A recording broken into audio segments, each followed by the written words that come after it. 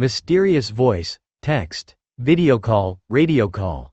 Wake up, Ash's eyes snap open. It was cold, it was dark. Water droplets can be heard in the distance. Hushed voices carry over through the place he laid.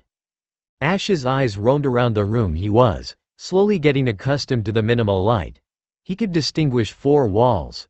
One of them had a door while another wall had a small vent. Now that he felt in the land of the living, Ash could hear a booming sound coming from outside, and from the vent he could hear someone screaming in pain. Ash looks at the door and screams out, "Is there anyone there? Where am I?" The echo of the voice lead Ash to believe that it was in an adjacent room to his. That left the question about where he was. Ash turns around as he hears steps coming from. The door slams opens and black-clothed individuals come in. Ash tries to step back but still feels a bit queasy, leading to him being picked by the mysterious people. He went through some passageways until he manages a glance at a window. He could see clouds, not above him mind you, but below whatever he was on. It became obvious that he was on an aircraft of some kind. Another thing he noted was that when they passed by the window, the light filtered through it was enough to give him a look at his captors. A big and red R letter in their clothes gave it away. Team Rocket, Ash mutters as he gets pulled by the grunts. The passageway soon gives way to a highly illuminated area that had Ash closing his eyes. When he opened them, he saw that there were close to 30 Team Rocket operatives in what looked like the bridge of the aircraft. A great window showed the outside world.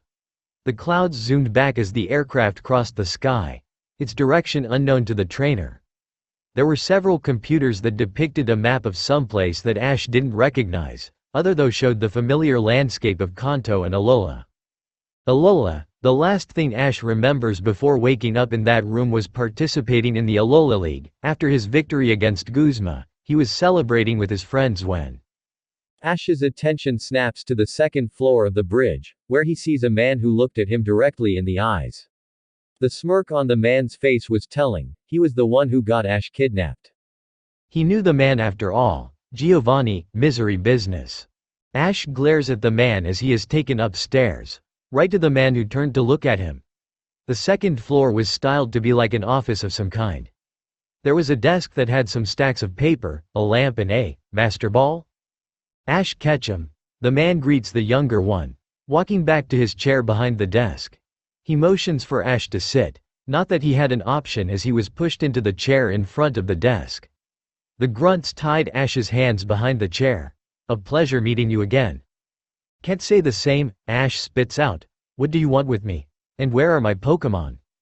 The man's lips thin at that. He opens a drawer and pulls out a gun that he places it on the desk.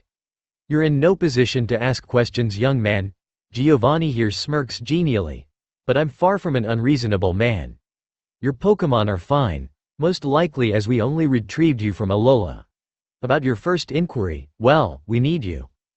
Ash stays silent, eyeing the gun on the desk warily. "I see you learned fast." Giovanni chuckles lightly. "On to business then. You might remember one of our early attempts at cloning Pokémon, right?" Ash wonders about that. He's talking about the incident in Mount Cana? Close to 30 years ago, we created a clone of a creature that people know only of because of myths and legends. Giovanni explains as he brings a holoscreen in between them. This creature is Mew, and from its DNA we managed to splice from an eyelash. We created Mewtwo. Ash takes this in stride, already knowing this. What of it? It's curious that such project is one I don't remember. A frown rises in the man's face as he interlaces his fingers. Mewtwo's data was salvaged from one of our labs. It was approved by me, and yet, I don't remember anything related to it. The screen shows a video feed of a Pokémon resting in a testing tube, Mewtwo. "You're clearly not surprised by what I'm telling you." Giovanni stares at Ash, eyes narrowed in suspicion. "Yet you're not talking. I don't think this gun has you that intimidated, right?" "No," Ash states after a few seconds, thinking on what to say. "It's true. I know about Mewtwo, but there's a reason you don't know. I realized that, and the footage I recovered from New Island and Mount Cana is quite incriminating for you, Ash Ketchum." The screen changes to show his battle at New Island against the cloned Pokémon. It quickly changes to him being killed by Mew and Mewtwo's clash. Then another feed shows him and his friends arriving at Mount Cana, followed by them rescuing Mewtwo, and it ended with Mewtwo seemingly transporting a lake from its location. You'll see why I have a vested interest in this creature then. I need to catch it, Giovanni says as he picks up the Master Ball from his desk. But that is not possible as the power of the Pokémon I can muster is not enough to stop that monster. What do you intend to do? Giovanni replies with a smirk at Ash's wary tone, I'm going to create a new monster to battle it. Chosen, Ash's breath catches on his throat. What? You see, Mewtwo is strong enough to level a city if needed, Giovanni explains while showing Ash another feed that shows the battle between Mewtwo and Genesect. Someone, somehow, managed to clone Mewtwo in the same semblance of the one we created. The origin of the project is unknown, but the data is intact. We only need the genetic material in order to continue, something we lost on both labs, you see. Ash was disturbed by what the man told him. To create another one meant, you're looking for Mew. You're not as idiotic as my reports made you to be, Giovanni smirks at him as he passes Ash a stack of papers. You see, you've been watched for some time now. Ash picks up the papers and sees reports of his encounters with mythical and legendary Pokémon all around the world. It is said that once upon several generations, a soul is born that has an affinity for the Pokémon of legend. Giovanni explains while showing video feeds of Ash along several Pokémon ranging from Volcanion to Keldeo, Darkrai and Celebi. You're one such person and I need you to find Mew with me. You want me to find Mew of all Pokémon? Ash asks, incredulous of the demands made by the leader of Team Rocket. You will find it, I know that much, Giovanni leans forward, cold eyes falling on Ash. We looked for all known locations of the creature and we never found it. But now, we're coming to the origin, the place that started it all. Ash looks at the man, a pit forming on his stomach. Where are we? Sir, we're here. Giovanni stands up and gestures for Ash to follow him. With all the people in the bridge he couldn't help but follow. When he got to the railing, he lost his breath at what he saw through the great window. Welcome to Guyana, Ash Ketchum, work with me Ash. In front of them stood a lush jungle. The sun shone over the great scenery and the Pidgeot flew over the great jungles, crossing the river that seemingly run to the horizon. This place is beautiful, Ash thought as he observed all the details he could make. I can't let Giovanni get to Mew if they think it's here. Today we'll start a great expedition, Ash Ketchum. Giovanni starts, seemingly taken by the scenery as much as Ash was. You will join us here. If I refuse, Ash challenges the man. He could find his way out of here, he just needed time. You don't think that we haven't taken steps to obtain your cooperation smoothly, right? Giovanni motions to the screens in the desk, where a live feed of his friends, along Pikachu and his other Pokémon looking for him. A few pop-up screens showed many of Ash's past traveling companions as well as rivals, like Misty, Brock, May, Dawn, Paul, Syllan, Serena, Lily and many more, among them, his mother. The moment you cease to cooperate, your life won't be only one forfeited. Ash stared in shock at the screen. This was a grand-scale operation. There was no doubt about that. They wanted his cooperation one way or another. I trust that you'll behave. Giovanni pats Ash on his shoulder. You're free to do as you please in our ship. Take in account that your actions will reflect on your friend's health state. With that, Giovanni leaves the bridge, leaving Ash to his own devices. The Cantonian trainer could not believe his situation. Help a madman create another cloned Pokémon while blackmailing him. Circle for a landing. It wasn't long before a woman came to him. My name is Midori and I'll be your custody while you stay here. Ash eyes the woman. The calculative eyes she possessed spoke too much of her character. So what am I going to do now? Simple. Midori motions him to follow. We're about to descend and settle camp for the night. After that we'll settle out to some ancient ruins that once were explored. The place where they found the fossil of Mew. Yes, you will come with Giovanni and me? She adjusts her lenses. Is there anything else? Ash shakes his head in response and turns to see the crew going through the landing drills. He sees hundreds of men and women going around the bridge, coming in and out and all around, probing to be an imposing force. It wasn't long before Midori came back and motioned to follow her. They walked through a tunnel that leads directly to the cargo bay. There was a jeep that waited their arrival. The ramp was open and several vehicles were driving towards the clearing they landed. In the jeep, Giovanni waited for them, an annoyed frown covering his face. Ash and Midori approached the boss of Team Rocket, one with more confidence than the other. "We're here, boss." Giovanni turns to them and smirks at Ash. "Glad to see that you understand your position." Ash's fists clench in suppressed anger, not by choice. Indeed, Giovanni turns to look forward. "Get on. We leave now to the place we traced as Mew's ruins." "Oh, run through the jungle, NYA. It took Ash some time to realize that there was an Alolan Meowth besides him. It sat like a classy and rich person, and meowed at the ministrations given to it by Midori. Ash remembers that Giovanni has a Persian, so maybe there was a trend with Team Rocket and the Meowth line. Anything to take my mind out of this, Ash thinks while looking around him. He was still in the jeep, an hour after departing from the ship. Thick jungle surrounded him, but luckily it zoomed by quite quickly. Giovanni was no madman while driving, but knew how to make short work of the trail he was on. Somehow, the thought of asking if they were close sounded bizarre to Ash, but the situation in itself was just that, bizarre. He looks down to his arm and sees his Z-ring sitting proudly on his wrist. It seems that they took his Z-crystals but left him with his Z-ring.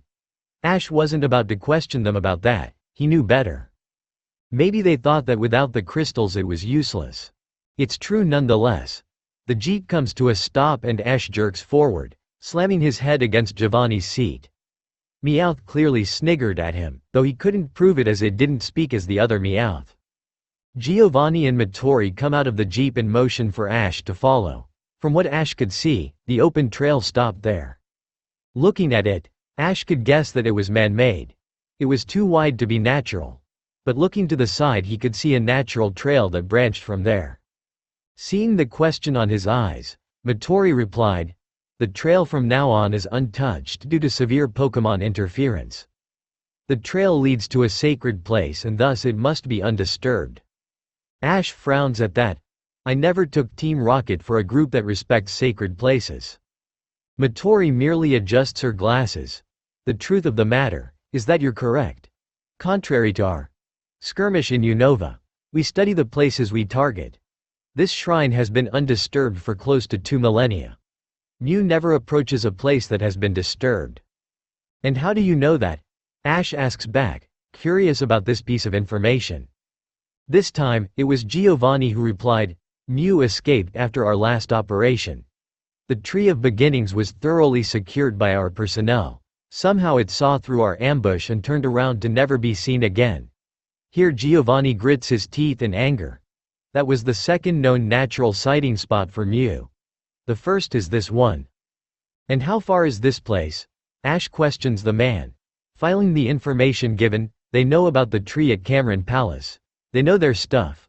"I can't let them get to Mew, but my friends. The ruins are about a day walking from here," Giovanni explains as he starts the trek down the trail. Midori followed soon after and Ash had little choice but to follow. Bonfire, the walk was long, that much Ash could guess. He didn't have his Pokédex or even a traveling gadget, but he could guess that a few hours went by. A few Pokémon came and challenged them, but Giovanni made quick work of them using his Persian, his Golem or his Rhyperior.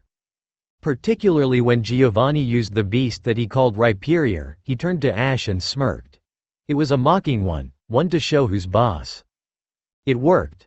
The idea of facing that Pokémon terrified him. Midori adjusted her glasses as she pointed out that he didn't even see the power of his Nidoking, Nidoqueen and Sandaconda. It came to the point that the day turned to night and Giovanni simply released all his Pokémon. Ash felt simply intimidated by the Pokémon in front of him. First, the Sandaconda Pokémon he didn't recognize turned out to be a serpentine Pokémon that was curled as a tube. Seeing the theme of the team Giovanni brought, he guessed it was a ground type. The Nidoking and Nidoqueen were big, as in enormous. Nidoking glared openly at him, while Nidoqueen was more subtle. Rhyperior growled at him as did his Golem, though with the size difference, the effect was lost on Golem. Persian meanwhile didn't seem interested in torturing him. which Ash was grateful for. It simply walked to a tree and jumped to a branch, where it rested for the night. Giovanni looks at his Pokémon with a glare. Bring wood to start a fire. Matori meanwhile turned to install a gadget that opened into a tent. Soon after she walked a little distance away and settled another one that spawned a bigger tent. It was obvious which one belonged to whom as she quickly entered the smaller one. Ash learned that there was no tent for him as quick as he looked at Giovanni. He smirked. You're getting food. That's much more than we should give you. About your lodging. Well, my Pokémon need company in the night. Wouldn't want one of them to feel lonely, right? It seemed like a joke to Ash, but he could only shake his head in resignation. Soon the moon was high in the sky and a fire was started by Sandaconda, who used Fire Fang to ignite the logs and branches that Nidoking and Nidoqueen. Ash shuddered as Sandaconda slithered by him to rest behind him. It was on Giovanni's orders and Ash couldn't help but cringe at the clearly hostile Pokémon. The Pokémon had looked at the man, who glared at the sand snake Pokémon, and quickly slithered behind Ash. It was obvious that there was a factor of obedience through fear in Giovanni's team. It was not an alien concept to Ash. He's seen it countless times, but with the way Jesse and James treated their Pokémon, one would think that in Team Rocket there would be an unspoken rule or something the like. So here he was, surrounded by hostile Pokémon and with the only thing to do being eating the canned food that Matori handed him. It was disgusting to eat, but knowing he wouldn't get much more than this, he endured. Giovanni quickly finished his food, a better tasting looking sandwich, and retreated to his tent, not before issuing a warning. Ash, run away or put up a fight and I'll sick them on you.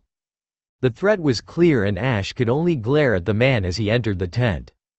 Matori soon followed, only sparing him a glance.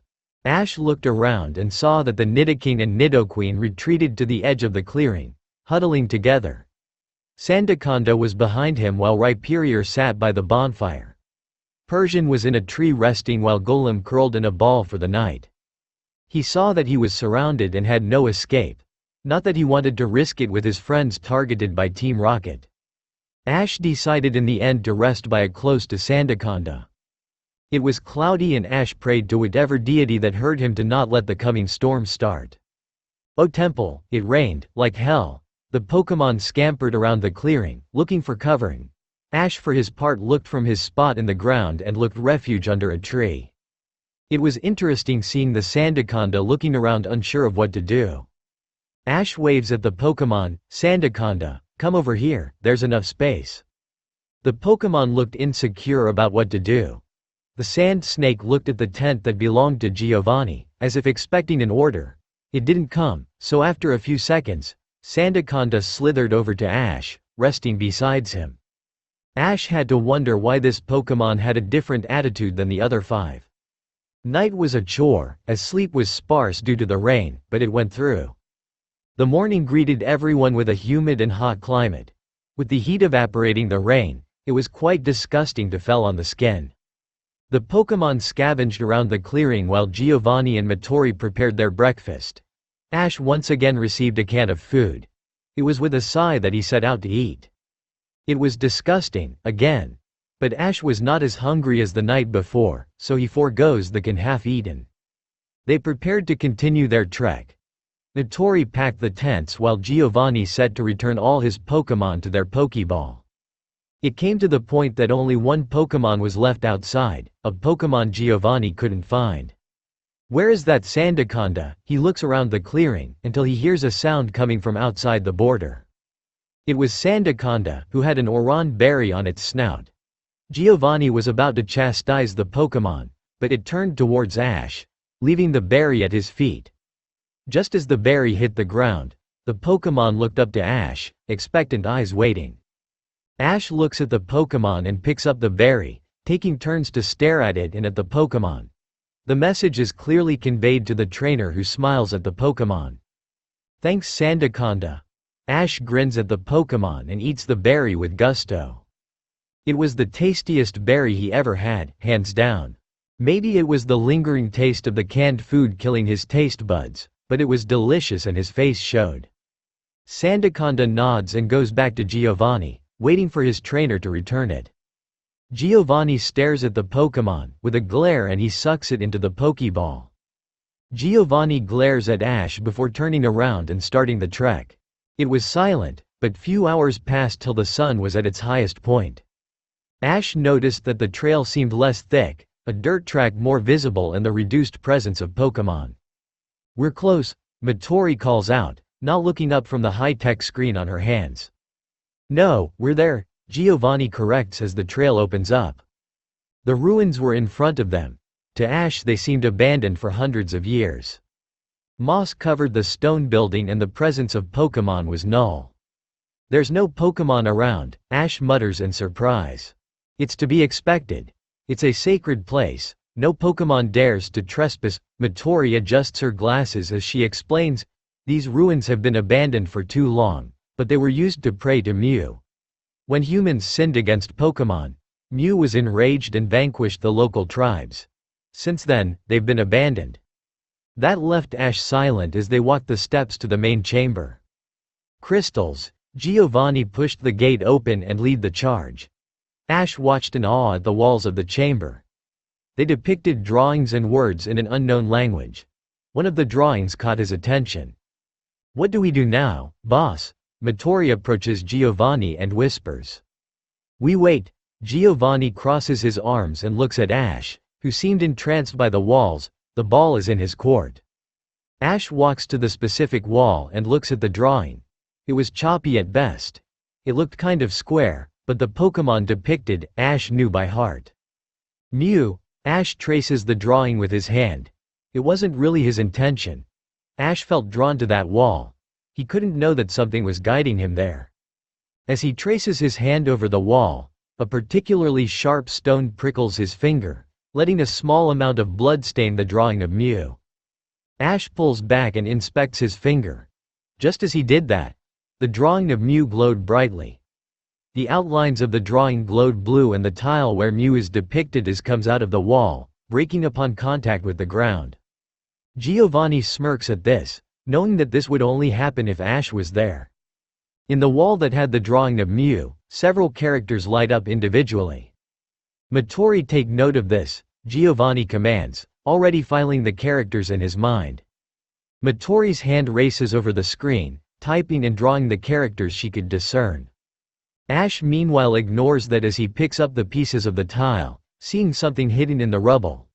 A green glow caught his attention. It was a palm-sized emerald that upon touch felt warm. Ash stared at it in awe, turning it around and noticing that it was not pure, as there was something inside that he couldn't discern. Giovanni seemed content with the new knowledge and stares at the crystal in Ash's hand. "What are you holding, Ash?" Ash seems reluctant to tell, but Midori quickly closes the distance and picks the emerald, only to scream in pain upon touching it. "What is this?" She screeches as loud as a Zubat. "It burns as if melt metal." Giovanni walks to them and touches the emerald, pulling back as he felt the searing heat. "I wonder why we can't touch it while you can." Ash shakes his head. "I don't know, but I feel connected to this emerald. I will keep it." Midori shares a glance with her boss, who after a few seconds nods in agreement. "Oh maps." A few hours later, we were back in the airship. A chopper came after them soon after Giovanni gave the order and retrieved them. Ash was turned over to some guards after returning. He was thrown in a cell once again. The grunts tried to pry the emerald from his hands, but couldn't due to the searing heat. Giovanni and Midori for their part quickly turned to translate the symbols. The single characters were in order and seemed to form a phrase. Midori explains while browsing through some files. "What does it say?" Midori looks at her boss and shows him. "The utmost place that is sought after can be found where the great snake ends, lurking at the place where you can paddle. But beware. Those who aren't worthy will befall the punishment of eternal wandering." Giovanni looks up from this and looks at her, already expecting an answer to the unasked question. "The utmost place as it says must be the resting place of Mew in Guyana." Midori adjusts her glasses. "That much I gather. Furthermore, the great snake it speaks of, must the Amazon River. The native used to call it that in the past due to the turns and twists it naturally presented." "The Amazon River?" Giovanni walks to the screen and pulls up a map of the river and the general area. There are several branching river basins. The issue must be, which is it? Taking in account the geography, I dare say that it is the Essequibo. It's a basin that branches off the Amazon River. It has the particularity that it touches on the borders of Guyana with the Atlantic Ocean, so it's a safe bet that this is the place. The map showed how the river ended in the border of the country. The Great Snake ends there, though the end we need is the one in Guyana. The ancient texts we found near the Tree of Beginnings say so, Matori argues her point. Giovanni glares at the spot in the map. If it isn't? It's possible that we're misinterpreting the clue, but we wouldn't be able to confirm it unless we go there. Matori stoically replies, I cannot confirm it. We're treading in unknown territory. Silence permeated the area for a while, until Giovanni decides to break it. We'll go, the two of us. I'll prepare a personal ship. What about the Ketchum boy? Giovanni turns to Matori with a glare. I meant the Ketchum boy and I. Oh, purple eyes open as a disturbance is felt. I wonder what his could be. The figure stands and looks to the horizon. It feels like me, but darker and tainted. The figure soars into the sky, in direction of the dark energy. Oh, wide awake, Ash knew he wasn't awake from the get-go. It was not the first time he had a dream like this, a premonition of some kind. Around him he could see that the world faded to black while an orange spot could be seen in the distance. It pulsed with energy. It disturbed Ash greatly. The negativity that he felt actually churned his stomach. Then it happened. There was a screech. At first it was low, but its volume increased and it turned downright impossible to hear without pain. A pair of purple eyes appeared in front of him. Ash tried to step back, but couldn't move. The eerie glow of the eyes made him think that it was its fault. What do you want? Ash looks at the creature in curiosity. The creature seemed to stare at Ash, and he felt it. Pain like no other, flashes of white ceilings, doctors or scientists surrounding him. Chiming sounds that blared. The white ceiling turns red, there's an emergency. Everything turns black, an orange glow overtakes the white room. The scientists back away, but they're torn to pieces with a thought. Die! Another one tries to escape but is caught and with a mental push is thrown against the wall, seemingly ending his life. Feel my paw, and Ash was pushed backwards into the black void again, the eyes staring daggers in his. Who are you? The creature remains silent as Ash jerks in place, realizing he's not in the void and neither in the cell. The buzzing sound, distinctive in helicopters, was heard in the background. It was then that Ash realized that he was secured in the seat of a chopper. Where am I? We're on our way to Mew's resting place. It was Giovanni's voice. Looking around he realized something. They were alone. Blitzkrieg. Apparently, Giovanni decided to travel with Ash alone. The reasons were unknown to the young trainer, but it led to an uncomfortable silence. It went on to the point that Ash just wanted something to happen. Reporting, sir. We've got news from HQ. Giovanni puts on the mic. Report. We've got news that as of 0845 hours, time zone Kanto, our main HQ was decimated. Ash and Giovanni stared in shock at the radio, not believing what the grunt said. What? Giovanni turns to the radio and glared, as if glaring at the grunt. Elaborate.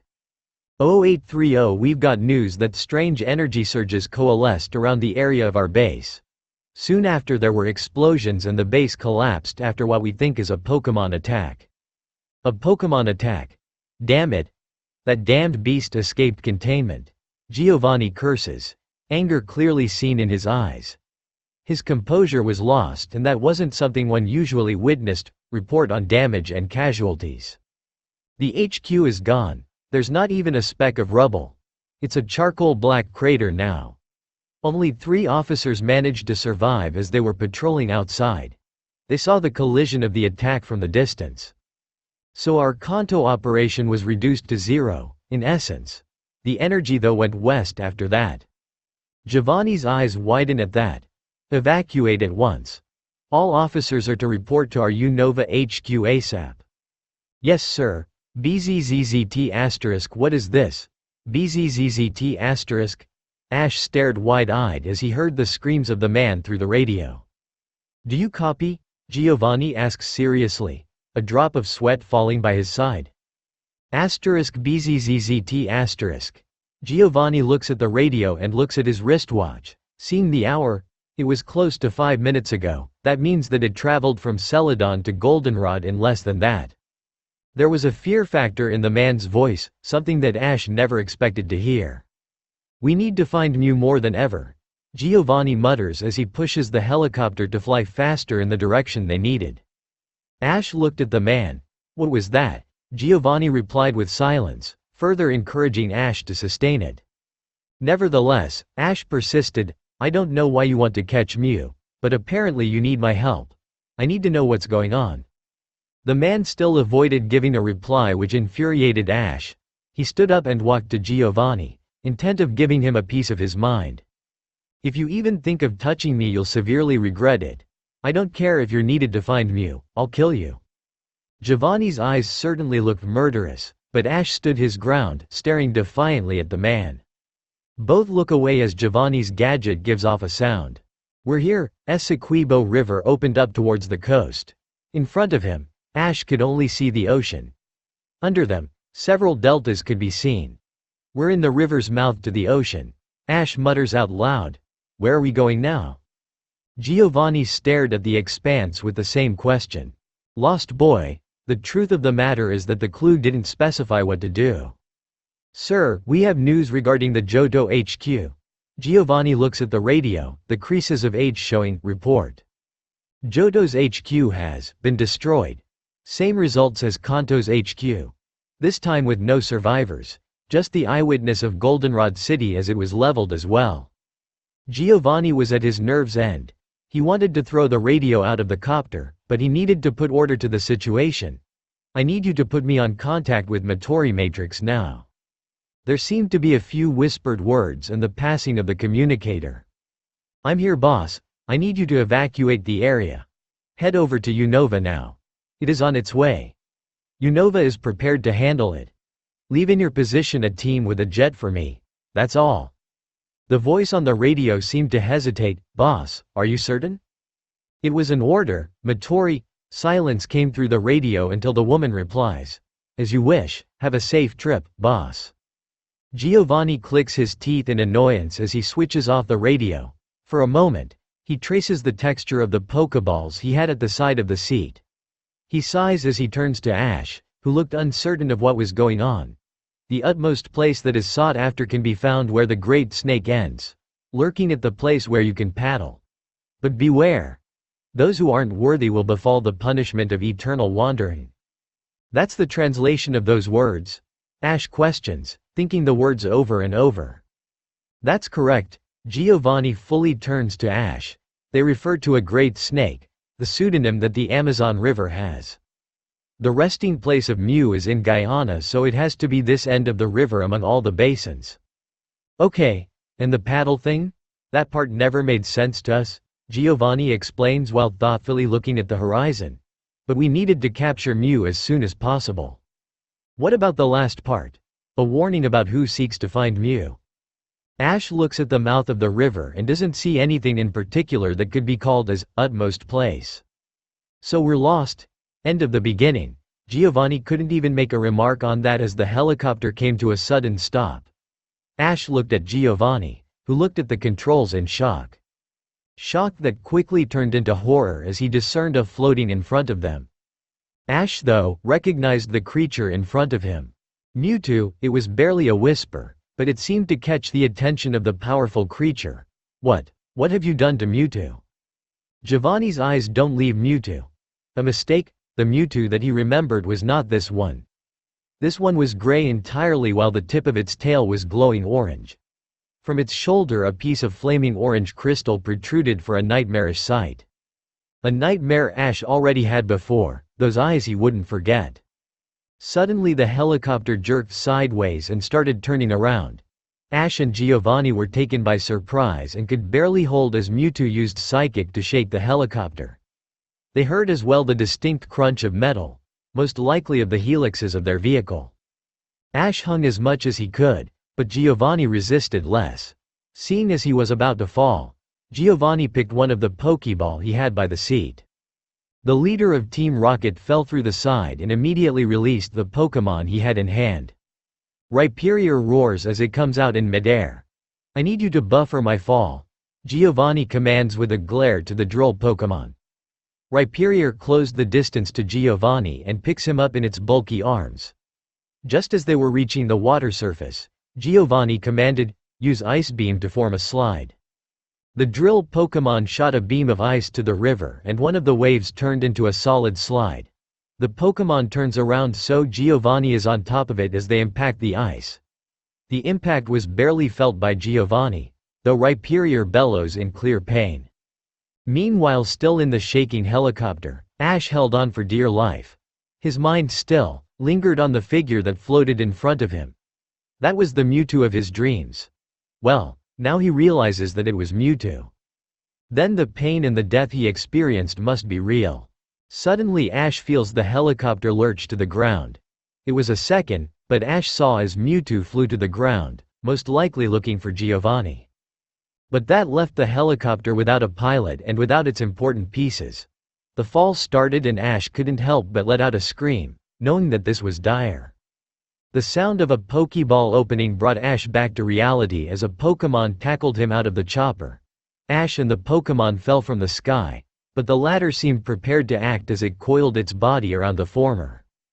Ash felt his body being covered, so he looked up and was surprised by who it was, Sandaconda.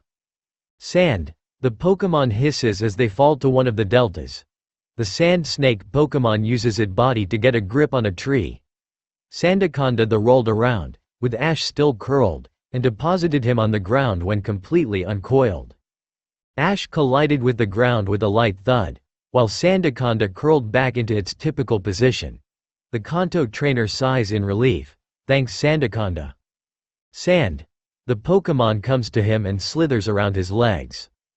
Ash smiles at the Pokémon, but then turns serious as he looks at the sky, seeing a trail of smoke from the fallen helicopter. "We need to find the helicopter, the other Pokémon are there." "Oh trash!" Giovanni quickly swam to the shore, painfully followed by Rhyperior. "If that thing gets to me. What shall I do?" Giovanni freezes on spot and turns around to see Mewtwo floating a few meters away, its glowing purple eyes glaring at him. "Pray tell, what shall I do?" Giovanni grits his teeth knowing there is no way out. "Do what you came for. If it was that easy, first I'll put you through the pain that you caused me." Before he could even retort, Giovanni felt an invisible hand grip his throat, cutting all air passage. Mewtwo floated to the side as an ice beam came at him from Rhyperior. Such loyalty to a trainer, Mewtwo muses while eyeing the droll Pokémon. Or is it fear that induced that response? Mewtwo stared impassively at the Pokémon who rapidly cowered after feeling an invasive presence on its mind. Rhyperior turned to look at Giovanni, being target of his glare. The Pokémon turned to look at Mewtwo again and quickly swam away. Such a cowardly Pokémon, Giovanni manages to spat. It's the nature of those who are ruled by fear. Mewtwo got to Giovanni's face. Show them a bigger monster and they'll run away. With a wave of its arm, Giovanni was sent careening to the shore, slamming against a tree. The man spat out blood as he collided and fell to the ground like a sack of berries. How the mighty have fallen.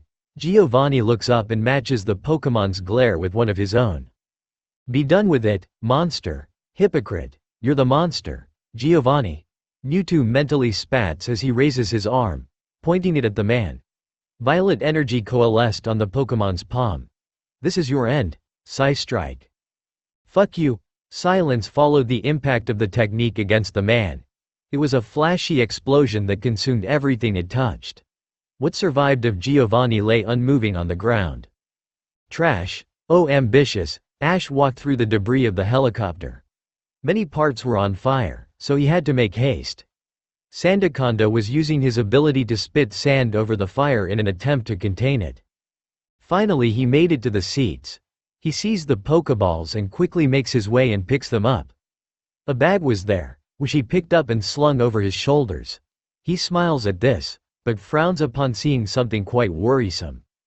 Seeing the fuel tank splashing its content with the fire surrounding, not a good idea to stay. Sandaconda. This is going to explode. We need to get out. Sandaconda nods in agreement and slithers by Ash's side until they make it to the shore and jump in the water. Just then an explosion rocked the delta, making Ash grateful for making the call. We barely made it. Sandaconda, the ground-type Pokémon, struggles in the water.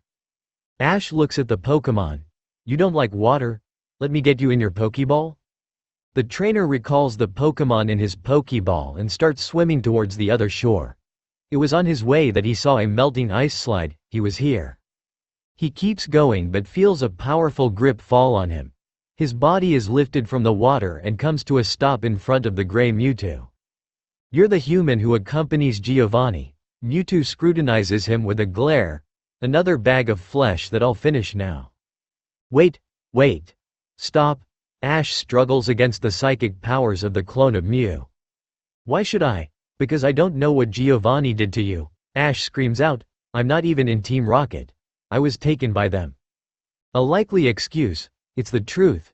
Do I know you? Mewtwo looks at Ash for a moment before the orange piece coming from his shoulder glowed brightly, causing pain on the Pokémon. Ash looks at the Pokémon with concern. Mewtwo. Mewtwo snaps his attention back to Ash. I will finish what I started with Giovanni all the way to the last grunt alive that called Team Rocket his. Ash gasped as his throat was gripped by the Pokémon hard enough to snap. The pain was too much as Ash tried to scream but couldn't. Psystrike, Gemini. Mewtwo was thrown off by the attack far away into the jungle. Ash, without Mewtwo's psychic powers holding him, starts falling to the ocean again. He lurches to a stop as something grips him. Space distorted around him and suddenly Ash found himself in the alleyway of a city. Curious finding you around here. Ash Ketchum. That was a feminine voice Ash knew well. Turning around he came face to face with Mewtwo. Not the one he met on Mount Cana, but the one he met in New Torque City a few years ago. Thanks for the save, Ash says gratefully, touching his neck and feeling it particularly sensitive. I wouldn't be counting it otherwise. Nothing to thank me for, Ash Ketchum. The normal-colored Mewtwo smiles at him, but I have to wonder how you came to be in the middle of this. I don't know, there's this other Mewtwo that is gray and has an piece of something that seems to cause it pain. Ash explains as best as he could. It took down the helicopter I was in. There was this guy who kidnapped me. The people that created this Mewtwo. Mewtwo was about to say something, but stopped, looking to the sky. It's looking for us. The Pokémon looks at Ash. Is there a way to stop it? I don't know. They wanted to capture Mew to create another Mewtwo. I think to battle this, Shadow Mewtwo. I don't think creating another one of my species will grant us victory in such a short time. Mewtwo tells the human besides her. Nonetheless, I think that finding our progenitor will be a great step towards finding a solution. Mew is supposed to be in a utmost place around this country. Ash reasons as he throws his backpack over his shoulder, intent on finding the communicator Giovanni always carries. Then you will look for Mew, Mewtwo declares firmly. I'll fight this other creature and buy you time, Ash Ketchum. Procured to be swift as I cannot contain that much dark energy for long. Wait Mewtwo, Ash stops the Pokémon. It's really strong, maybe I can help. I don't sense any of your companions with you, Ash Ketchum. She shakes her head in negative. Keep to your quest and I shall keep the other Mewtwo, Shadow Mewtwo, from interfering with you.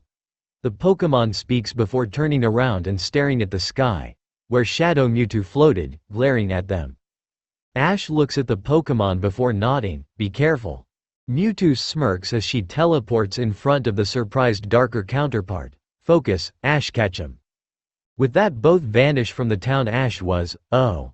Devil inside. Ash rummages through the bag and finds the radio that Giovanni had on hand.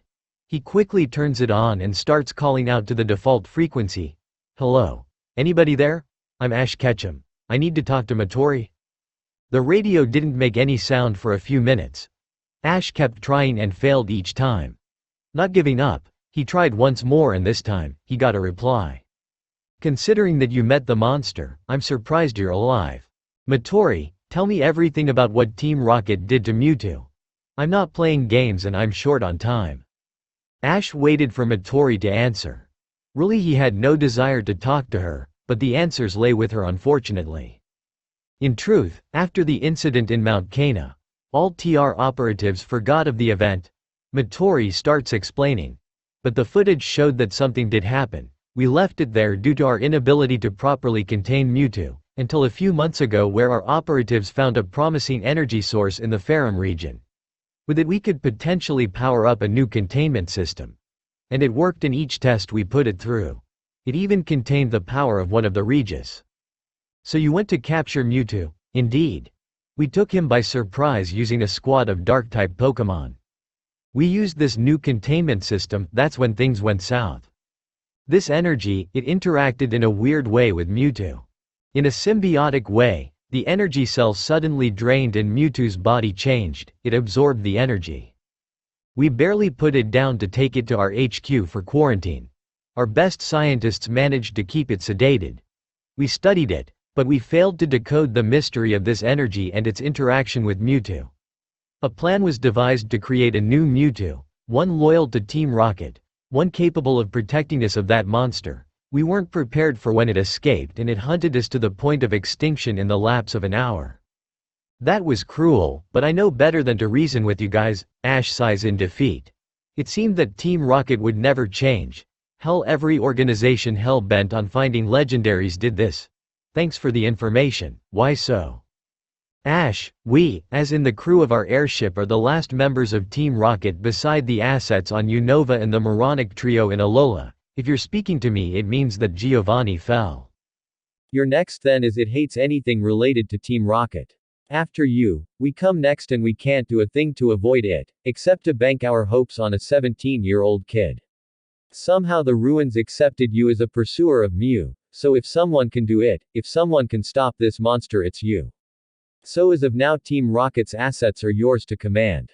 If you need anything, call me and we'll arrange it. Ash stood in silence, digesting the new information. That sounds awfully like I'm the new leader of Team Rocket. I wouldn't go that far. Ash hears her chuckle, but if it is with the end of the monster in mind, we'll help. Sighing in tiredness, Ash nods. I got it. I'll call if anything comes by. With that he ends the communication. He looks around the alley and comes to the decision of asking the locals if they could help. Oh Cruachan, I wonder why one such as you would protect that boy? Shadow Mewtwo questions, eyes boring in his counterpart. The boy is a good human. He's done nothing to incur the anger of Pokémon, Mewtwo replies as she raises her arm, a tree floating behind her along the motion. Until I destroy all of them I won't stop. Mewtwo looked at the shadow Pokémon with a glint in her eyes. Wasn't counting on that. With that said, she threw the tree at the shadow Pokémon with a flick of her wrist. Shadow Mewtwo extends his arm at that. Psystrike, the ball of energy collides with the tree, destroying it in a shower of splinters. Psychic. Psychic. Both Pokémon get covered in pink energy and clashed, their collision causing sonic booms to go around the jungle.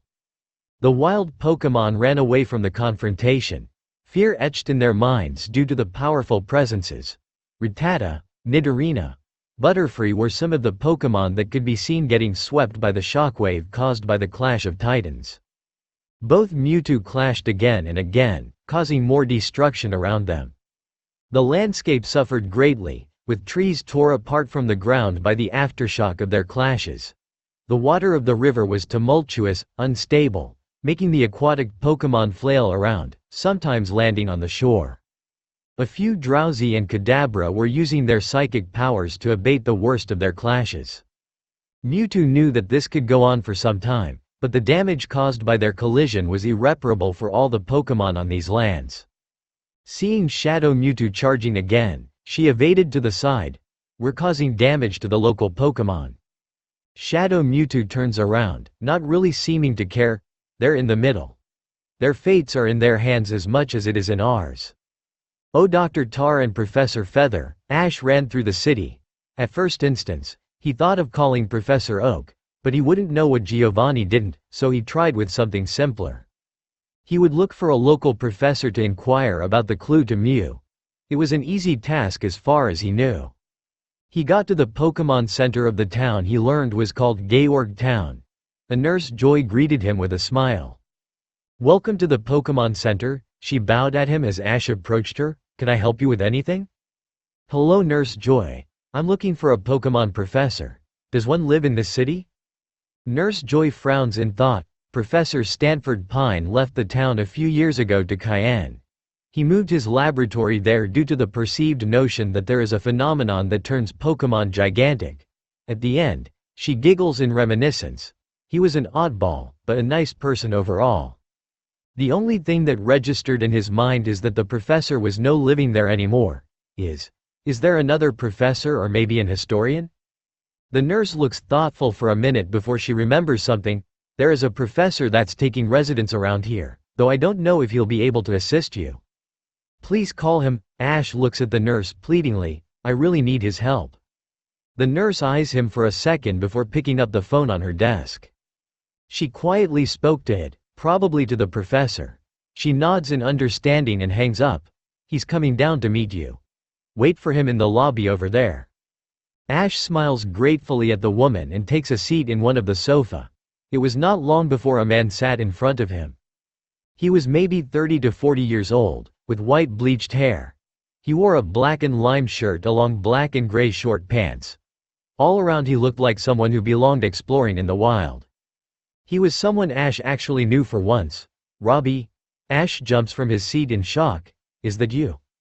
Robbie smiled at him and closed the distance with a cheerful smile. Ash Ketchum in person. I can't believe I'm meeting you of all people around here. He hugs the Pallet Town trainer. Me neither, it's been so long. Robbie smiles at him. Close to 10 years since I studied under Samuel. How's he? What are you doing here? The professor is all right, in Pallet Town still, but I need your help. Ash's demeanor turns serious, leading the professor to frown. What's going on, Ash? Robbie looks at him curiously. Nurse Joy said that you needed the input of a professor urgently. Ash nods in affirmation. It's true, well, it's a long story. Oh Wanderlust, here is your Pokémon. Ash, Nurse Joy hands him a Pokeball. Your Sandaconda is healthy though it strained its body. Better take it easy the rest of the day. Ash nods though he clarifies, thanks Nurse Joy, but Sandaconda isn't mine, I'm taking care of it for now. With that he makes his way to the table where Robbie sat reading through the tablet that he got from Team Rocket. Robbie Willow, a student of Professor Oak, met Ash in Pallet and always indulged him when he wanted to know about new Pokémon. Now 10 years later, the last he heard of the man is that he took to the roads of the world and became a field researcher, even if he had the grade of a professor. The man turns to him, questions rolling off his mouth. So this clue is supposed to take you to Mew? I'm surprised that it resides over here, though there were legends about it. Also the ruins are known to the scientific community. From what Samuel has told me though, Mew used to reside in Kanto. I think that Team Rocket actually scared it away from Kanto. Ash sits down and looks over the map that Robbie brought out. So I think that we were around here when Shadow Mewtwo attacked us. He marks the spot with a red cross. It was the place that the Great Snake ends. It's still in the region, so it should be the place. Robbie looks at the map before turning to the table that held the text Matori translated. I'd like to think that I have an inkling of what went wrong. Really? Ash turns to look at the man. Yes? Robbie strokes his chin in thought. The part of the paddle seems silly in hindsight, but it's the key to the whole thing.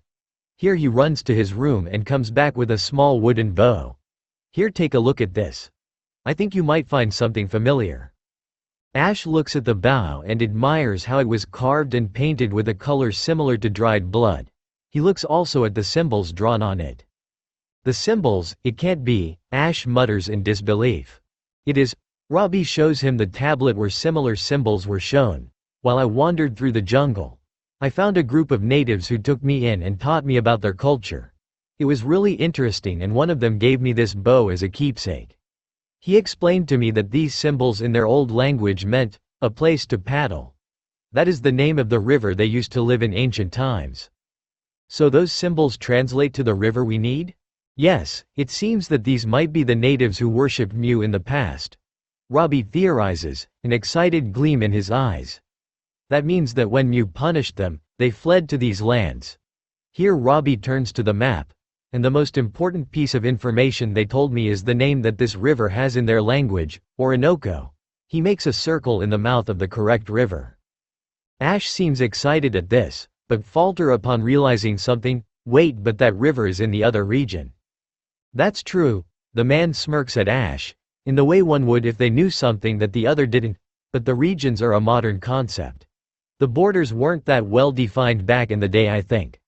Guyana is a modern name for a region, as is Kanto or the Colossian Guyana. So I bet my whole research that it's there. There is a warm feeling in Ash's pocket upon hearing those words. He pulls out the emerald and grips it, a determined glint shining in his eyes. I'm going there. He pulls out the radio. Matori, do you hear me? Loud and clear. Ash, I need a way to get to the mouth of the Orinoco River, he states confidently. I'll need a boat as well.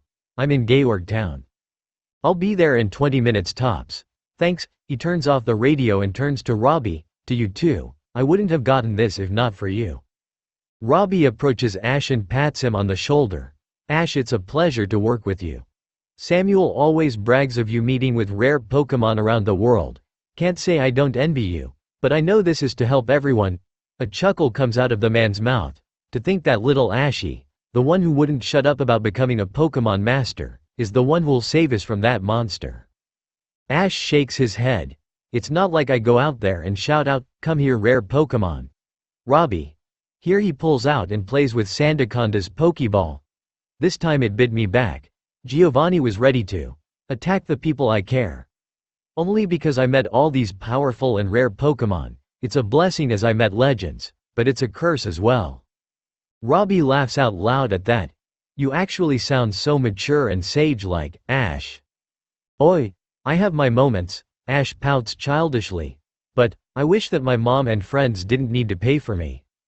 Well, from what you told me, Team Rocket is practically dismantled. Robbie shakes his head. Once you finish this, you have nothing to worry about. It's not as if it's nothing to worry about. I feel that I need to do the right thing. Here Ash starts walking outside. Because, who else is going to do it? The adults? The adults started this mess? Ash smiles at this. Hell, I'm a year from turning into an adult. Nah, you're still a kid. Robbie, oh land of confusion. Truly, your strength is vast. But is it enough to erase me? Shadow Mewtwo hovers over Mewtwo, energy building up around it. Mewtwo slowly floated up, a glare fixed in her eyes. I can't let you do as you wish. What you want to do, to kill indiscriminately, is what we were made to do. Our original purpose is just that, to be a weapon. We can be more, and I won't allow you to simply do what people like Team Rocket would do. Her voice never wavered and the confidence in her voice was clearly present. I will have to step up my game if I've to stop you. With that said, Mewtwo got engulfed in light, changing, evolving. Oh, Ash looked around the bank of the river with a calculating gaze. He had something to do before he started his journey to Mew. He pulls out 5 Pokeballs and releases them. From them, 5 Pokemon come out. Persian, Nidoking, Nidoqueen, Golem and Sandaconda. They look around curiously, not knowing where they were. Listen up you 5, Ash calls for the attention of the Pokémon. Giovanni is not around anymore. Mewtwo got to him. His Rhyperior might be around here as well. I want you to get away from here and live how you want, you're free. The Pokémon looked surprised by this turn of events. The Nidoduo looked hesitant even. It was Golem who broke the ice, rolling away from them without even speaking. Soon it was followed by Nidoking and Nidoqueen who only nodded at Ash in seeming gratefulness. Persian stared at Ash for a moment before running to the jungle. Only Sandaconda was left and it looked uncertain on what to do. What is it, Sandaconda? You don't want to go? Ash kneels by the Pokémon. A small smile playing in his lips. You could go look for more Pokémon to be around, you know? Con, the Pokémon shakes its head and crawls over to him, rubbing its face effectively with its legs. Duh. It takes little time for Ash to understand this. After all, many of his own Pokémon wanted to come with him in the same manner. You want to come with me? The sand snake nods cheerfully at that.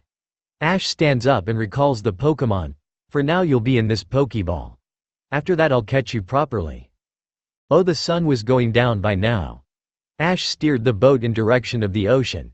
According to what Professor Willow deciphered, Ash knew that this must be the place. The clouds covered the normally star-filled sky and that made this journey more perilous looking each second that went by. All Ash could see in the distance was the clouds, but the end of the river was close enough to let him see the horizon grow into a mix of water and clouds. The boat sailed at a nice pace and the ocean came closer and closer. "This is it," Ash mutters as he pulls out the emerald. "This has to be it." As Ash raised the emerald to eye level, the sun shone on it and shot out a blinding light that left him unable to see. The light seemed to turn searing at some point. Ash felt the heat radiating from the light. Even though, the light made him curious and for some reason he needed to see how it looked. It was to his shock, that after opening his eyes, he did not feel his eyes in pain. Rather, the light turned out to be the sun. Ash looked around, seeing as he was floating in the boat in the middle of the ocean. The continent gave no sign of existing, as wherever he looked at, there was no land. "I'm stranded," he wonders out loud, looking to the sky, and it's midday. What's going on? It was silence that met him. Oh, do the evolution. Mewtwo floated as her transformation ended. "What is this? This transformation?" Shadow Mewtwo demands as he stares at the transformed Mewtwo. This is a power that transcends evolution. Mega Mewtwo Y appears in front of Shadow Mewtwo, palm extended towards its face. It's Mega Evolution. Shadow Mewtwo was blasted backwards towards the jungle with a psychic push. Using its psychic powers it stopped mid-flight and turns to Mewtwo, who sent a Psy-Strike bigger than any Shadow Mewtwo ever made towards him. A hastily set up psychic barrier managed to deflect the attack that imploded upon contact with the ground. Shadow Mewtwo stares in shock at the power behind the attack. How are you so strong?" the Shadow Pokémon yells telepathically. Mewtwo levels a stare at the Shadow Pokémon and shakes her head. "It is not a power that anyone can have. It is a power that you have to earn." Shadow Mewtwo screams as he charges a Psy-Strike towards Mewtwo. He raises both arms in direction of his opponent while the other lazily raises one arm and charges up a similar attack. Mewtwo's one was visibly larger and when they clashed it overwhelmed the other weaker one. Shadow Mewtwo winces at the power behind Mega Mewtwo Y's attack. "Will you let her do that? She will end your existence, eliminate her?" Shadow Mewtwo wouldn't leave it at that. "My existence shall not end." With that thought, the crystal on his shoulder started glowing and feeding energy to the Psy-Strike. It came to the point that both were evenly matched. Mewtwo's eyes widen at that. "How can he match my power?" Shadow Mewtwo roars in exertion and pain as it pushes harder and harder, to the point that the balance tilts onto his side. "I will end you along those who caused me pain." Mewtwo pushed more power this time, using both her hand. "Even in my mega-evolved state, what happened to you, my kin?" Both moves push each other until they start melding into one sphere that collapsed in itself, creating an explosion that consumed everything in a radius of 5 kilometers. Mega Mewtwo Y was thrown back by the recoil of such clash, and ended on the ground after breaking through at least 10 trees. She felt pain course all over her body. The pain dazed her to the point that she couldn't see clearly as Shadow Mewtwo approached her. "That power, I want it to myself, then you'll have it." Mewtwo looks up to see Shadow Mewtwo's piercing eyes glare down at her, greedily taking in her power. An orange light covers Shadow Mewtwo completely and then Mewtwo feels the drain. "What's this? What's going on? What is Shadow Mewtwo doing?" Through the light she could see that Shadow Mewtwo's form was changing, growing bulkier, evolving. This doesn't bodes well. Mega Mewtwo Y stares at the new form that appeared from the light, Mega Mewtwo X in all its shadow form glory. Oh, Island in the sun. Ash didn't know how much time passed since he landed on this situation.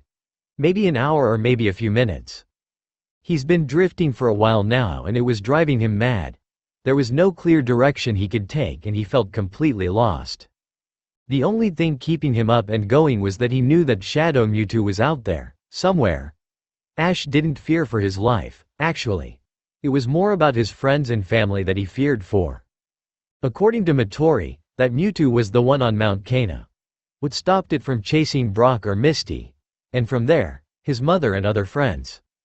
That kept him going. "I will not let Shadow Mewtwo destroy my life because Giovanni and Team Rocket captured me." Midday soon reached. Ash knew by the position of the sun how long it was. He didn't know, but he kept going. Energy was not an issue here as the boat moved through fuel.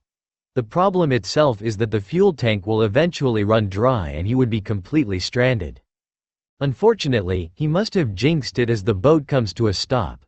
Ash turns to the engine and starts pulling from the cord in order to start it up again to no avail. No, no, no, no, Ash curses as he pulls faster and harder, only for the cord to come off the engine's shit. He falls back on his back and watches as the sun glares down on him. What am I gonna do? The sound of the waves was his only answer. Ash knew that, somehow, this would lead him to Mew. He felt it, like it was meant to be. The emerald that sat by his side glowed brightly as if to tell him something that he didn't exactly know. Well, more than the emerald itself, it was the rose crystal that sat inside it. Ash frowns at that and sits up to take a better look. What is that inside? His train of thoughts is stopped as he realizes his surroundings. The boat floated lazily by the shore of an island.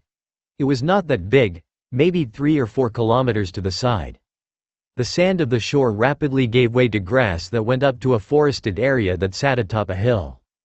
Ash jumps out of the boat and walks to the shore, shanking a bit of water and sand from his clothes. He looks up to the hill and sees an old stone stairway that led to a torii gate surrounded by dense jungle. The stone steps were weathered and covered in moss. The Pallet Town trainer takes a deep breath and starts walking up the steps. He takes a look around and sees pure undisturbed nature growing around. This place hasn't seen anyone in hundreds of years. Ash looks in awe as he reaches the torii gate. This is old, but it's Jotonian, I know I saw them somewhere there. He walks through it and finds himself walking through a natural path formed by the trees. In some ways it looked like a tunnel, inviting to walk through. The top of the trees formed some kind of roof to the tunnel and Ash had to wonder if this was truly natural. At the end of the tunnel he could see a clearing where the sun shone through the treetops. In the center of that clearing, he could see a big rock. There was nothing that interesting about the rock in itself, but what sat on it was another story. It was a pink cat-like Pokémon that seemed asleep. It was Mew. Cool cat, finally, after so much time looking, it was there. Ash recognized the Pokémon from the incident of the Tree of Beginning back the Kingdom of Rhoda. Also from the incident of New Island. Well, the latter was due to the footage shown to him. It really is here. Ash grins at the sight. It's sleeping soundly, I wonder. Ash walks slowly to the Pokémon and takes a look at it. Looked peaceful and Ash actually felt regret at the thought of waking it up, but he had to. Shadow Mewtwo had to be stopped. He was about to shake Mew out of its sleep, but stopped upon seeing the Pokémon staring at him with its blue eyes. The trainer steps back as the Pokémon starts floating until it is level with Ash's eyes. The new species Pokémon looks at Ash right in the eyes, as if staring right at his mind. Maybe it was, but Ash didn't know. What he did know is that he needed to convey his need to stop Shadow Mewtwo. Mew, the Pokémon flies around Ash and measures him with its eyes. It comes to the point that the Pokémon stopped once again in front of Ash and touches his forehead with its own. Something in Ash resonated somehow with Mew and the Pokémon seemed happy as it started cooing and flying around the clearing in seeming happiness. You came. I'm so happy. Ash hears in his head. He turns to Mew who seemed to motion to follow her by the tone of the voice. It's been so long. Mew, are you the Mew of the Tree of Beginnings? Ash looks at the Pokémon in surprise, not really expecting the Pokémon to remember him. Nope. The Pokémon giggles after putting emphasis in the P of nope. I've watched you for a long time, Ash. Ash follows the Pokémon to a small grotto where several objects were strewn around, from toys to devices like Pokédex and Sea Gear. But the last time I saw you was in your home, when you came back from Tapu Koko's island. Ash's attention snaps back to Mew at that. You were there when I went to Kanto for the field trip? Yep. I also went to your home when there was a summer camp. There were so many kids but I wanted to see you, once again.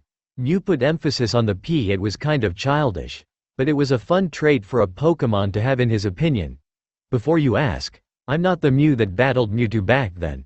That was the one from the tree as well. Ash frowns at that. How many Mew are there? Maybe 3 or 4? Mew tells Ash as she shows the trainer an old Rubik cube. Isn't this cute? Ash picks up the cube and smiles. I had one when I was a kid. This one's yours, Mew announces happily, and Ash takes a step back. What? He looks at the cube in surprise. Professor Oak gave it to me when I was 6. I know, one of my favorite birthdays you had. Mew floats over to Ash, resting on his shoulder. This smells like Pikachu, Mew mutters as she floats to the other shoulder. This one's better. I like it here. I see why Pikachu does it. Ash's sweat drops at that. So you watched me since I was a kid? It's my job, aside from protecting this island. Ash turns to look at Mew. What, your job's to watch me? To protect you, silly. Mew giggles from her spot on Ash's shoulder. Ash for his part takes a seat on the ground as Mew explains. You met many of my brothers and sisters. You protected them as you did with any Pokémon. That's why you're special, and my job is to keep you safe. Like that time you almost fell off a tree when you were 5. Ash looked back on those incidents, and strange things did happen there. When he was 5, he almost fell from a tree, but his fall was stopped by a psychic move. Professor Oak never knew what happened. I've been there most of the times you were in trouble, but you managed to stay strong and got through it with no help. I see. Ash chuckles at a thought that came to him. You're like a guardian angel or something. Mew giggles and floats to stand in front of Ash. So why did you come here? Ash's demeanor turns serious at the reminder. You remember Mewtwo? Yep, I do. He's fun to mess around when I go to his island. Well, Team Rocket got to him and used a weird crystal to control him. Ash tells the Pokémon, thinking on what Midori told him. Now he's like a dark version of himself that's bent on killing everything related to Team Rocket and me, because it saw me with its leader. Wait, turn back. Mew orders Ash as she looks at him with worry. A weird crystal. An orange crystal. They said that they found it in Farum. Midori said it was an energy source. Ash does air quotes here. Mew looks troubled by this. Ash think of this dark Mewtwo. Ash pictures the Pokémon in his mind and Mew sighs. It's as I feared. That's the Shadow Synergy Stone. What can we do? Mew thinks on that and comes with an answer, but her head snaps to the sky, feeling something amiss. It's here. End of the line. Ash looks up to the sky as well, not seeing anything in particular. It's trying to enter this haven.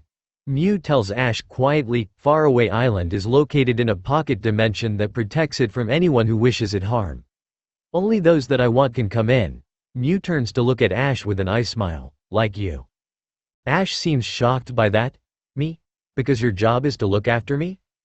You're a chosen one, Ash. Mew giggles at his question. Like many along the years, you're special. Also I like you more than others. Ash looks at the Pokémon in wonder. Thanks, Mew. Don't make me blush. A resounding crack is heard along the island, then another and another one. Ash frowns at the sky, seeing a visible crack among the clouds. It's getting in. Ash, the Pallet Town trainer, turns to look at Mew, who looked solemnly towards him. Mew? I'll fight Mewtwo. I want you safe. A frown shows Ash's opinion on the subject. I can help you, Mew. Don't battle Shadow Mewtwo alone. Honestly, Ash, you only have one Pokémon and it's not strong enough. Ash didn't like that at all. No, I let the other Mewtwo fight alone as well, and if Shadow Mewtwo is here then she lost. Ash shakes his head at that notion. I won't let you fight alone, Mew. Ash didn't know if Mew could beat Shadow Mewtwo or not, but he knew it would feel wrong to let the Pokémon do it on her own. A crack from his pocket went unnoticed by both Ash and Mew as the sky broke apart. Psychic energy fell from the sky as the mirage vanished and left the dark night that Ash remembered before ending here. In the dark, though, he could see a clear figure. It looked bulkier than Mewtwo did. It had bigger arms and legs that seemed created for fighting. But the most terrifying aspect of Shadow Mewtwo's body was the orange glow that came from its shoulder protrusions and tail. On its arm, Shadow Mewtwo held the defeated figure of Mewtwo. It changed. Ash blinks in surprise, having never seen this transformation, and it feels stronger. It mega-evolved. Mew stares in awe at the monster that Mewtwo became. Is that? Mew is silenced as Mewtwo is thrown at them. The new species Pokémon catches the Pokémon before it reaches the ground. There, are you alright, Mewtwo? Mew floats over the fallen figure of Mewtwo. I'm sorry, I failed. Mewtwo opens her eyes blearily. I leave it to you. The Pokémon faints from the excessive damage and falls to the ground. Silently, Mew turns to the sky and flies up to Shadow Mewtwo's level. Shadow Mewtwo looks at the Pokémon with a bit of curiosity before he snarls. So you're also defending that human trash? Mew shakes her head and sighs. Why? It doesn't matter why. Shadow Mewtwo glares at Mew and pushes the mythical Pokémon back with a psychic. Mew's eyes widen at the power behind Shadow Mewtwo's technique. Ash watches Mew sail through the air. Mew stops mid-air and charges an aura sphere right at Shadow Mewtwo, who batted the energy sphere away, shocking everyone who saw that. No way. Ash watches numbly as Shadow Mewtwo shot a Psy strike towards Mew who, with visible effort, redirects the move to the sky. The explosion that followed was deafening and Ash had to wonder if they could beat Shadow Mewtwo at all. Mew for her part quickly summons giant boulders that she launches at the Shadow Pokémon. Ancient power. The mega-evolved Pokémon flies towards them and jumps from one to the other, breaking them apart with just the pressure of its body. The Shadow Synergy Stone is messing with your head. Mew tries to reason with Shadow Mewtwo as the two are covered in spheres of psychic energy, clashing against the other. You're not like this. I'm the way I am because of what was done to me by the humans. Shadow Mewtwo roars as he pushes through Mew and picks her up by her neck. It's the humans' fault. I already disposed of one of them, and after I destroy this one, the others further inland are left. Must be talking about Matori and the expedition group. Ash looks as Shadow Mewtwo held Mew by the throat. I had to help Mew. Mewtwo, you stepped down to the level of those horrible humans. It's like you forgot everything you learned after meeting Ash. Mew telepathically conveys her message, struggling to get away from the deathly grip. Ash is an innocent. That much you should know. This Ash you're speaking of, it's the same person that stood in that flying contraption with the leader of the ones who turned me like this. Shadow Mewtwo growls as his eyes wander towards Ash's position on the ground. Anyone who stands with that vile man can't be a good person. But Ash is my ward. Mew gives a shrill cry as she pushed Mewtwo away from her with all her strength. I know him since he was a kid. He's my charge. I'll protect him, even if it means defeating you, by any form necessary. Shadow Mewtwo contemplates Mew's words for a few seconds, but a sharp pain shot through his body. It emanated from the crystal on his body, and after a roar of pain, the built-up energy exploded outwards of Shadow Mewtwo. Mew screams in pain as she's sent towards the ground. Sandaconda used Coil to help Mew. Mew felt as her body is covered in the length of the snake's body just when they impacted on the ground, softening her fall. Soon after, Sandaconda uncoils around her body and Lights returns to her senses. Are you alright, Mew? Mew looks up to see her ward looking at her with concern in his eyes. The psychic type knew better than most how Ash was with Pokémon, but seeing that directed at her was another story altogether. I'm fine, Ash. Thanks, to you too, Sandaconda. Conda. No worries. Ash turns to look at the sky, where Shadow Mewtwo glared at them with visible hate. What's happening to Mewtwo? Shadow Mewtwo wasn't far from them, and because of that, Ash could see orange veins start spreading along its body. The Shadow Pokémon was in clear pain as well. It was anyone's guess what was really happening. The Shadow Synergy Stone is absorbing Mewtwo, consuming him, until it takes over. Mew tells Ash as she floats to stand by him. If we don't do something soon, Mewtwo will be gone, forever. Ash flinches at that. No, blinding lights. Shadow Mewtwo meanwhile glared at them, as if they were ants. The pain that coursed through its body increased, and now the energy he felt was overloading his body. As if it needed to explode out of his body. Do it. Shadow Mewtwo held his head in pain at hearing the same incessant voice once again. They have wronged you. It was true. Not only they attacked him, but that Mew protected the boy who was with the bad humans. They need to pay for their crimes. Nobody deserves to feel what he felt. You can destroy them. I have the power. This island is only dirt under your feet. They can't do a thing to stop me. Kill them all. I know what I have to do. Shadow Mewtwo floats higher to the sky, orange and purple energy meshing all over his figure. On the ground, Ash, Mew and Sandaconda watch warily as the Pokémon floats higher and higher, its goal unknown to them. What are you going to do, Mewtwo? Shadow Mewtwo rises higher until he burst through the dark clouds of the night. It was at that moment that the energy inside his body bursts out in a frenzy display of lights that creates a hole among the clouds, with him in the epicenter. My pain will end. Shadow Mewtwo looks at the energy that surrounds him and coaxes it to follow his will.